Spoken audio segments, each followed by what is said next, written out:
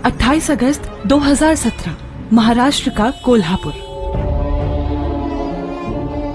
Tin की छत वाले एक झोपड़ी नुमा घर में 3 से 4 पुलिस वाले धड़धड़ा कर घुस रहे थे। आसपास इकट्ठी भीड़ में कानाफूसी थी कि मर्डर का केस है।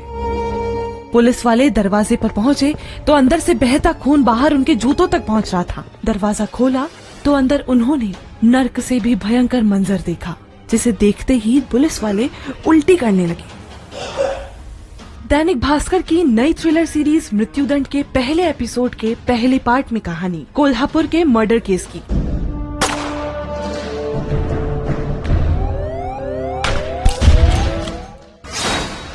Police head constable Tanaji Ramchandra Chougule वो दिन याद कर बेचैन हो जाते हैं। घर के बाहर तक खून की बदबू आ रही थी। अंदर घुसते ही देखा 3 धारदार चाकू पड़े थे। खून में लथपथ बिना कपड़ों के एक बूढ़ी औरत की कटी फटी लाश पड़ी थी। आंत कलेजा सब बाहर रखा था। यहाँ तक कि दोनों स्तन भी कटे हुए थे जो लाश के पास ही पड़े थे। और लाश के पास ही एक लड़का बैठा था जो मांस जैसा कुछ खा रहा था। पीछे तवे पर भी मांस पक रहा था, उस पर नमक चटनी डाले हुआ था। घटना स्थल पर एसएचओ संजय मोरे भी मौजूद थे। घिन्न करते नाक मुंह सिकोड़ते हुए तानाजी से पूछते हैं, लाश के पास बैठा ये लड़का क्या खा रहा है और कैसे खा रहा है?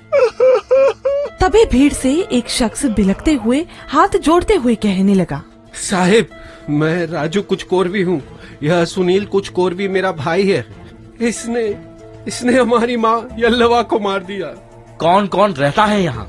सुनील की बीवी लक्ष्मी और बच्चे भी रहते हैं, पर वो रोज रोज की चिक चिक और मार पिटाई से परेशान होकर मुंबई चले गए। उसको भी खबर करो और मीडिया को भी।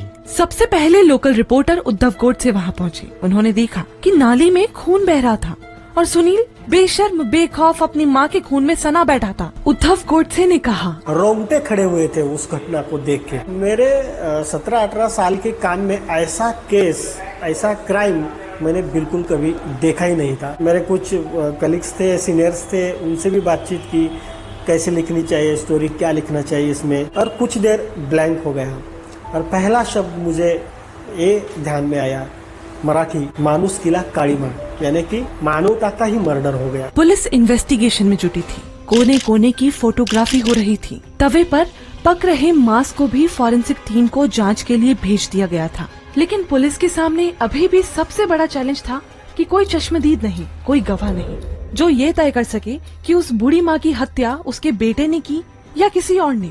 फॉरेंसिक लैब से रिपोर्ट आई, जिसने पूरे पुलिस डिपार्टमेंट को सुन्न कर दिया। कल मृत्युदंड एपिसोड 1 के पार्ट 2 में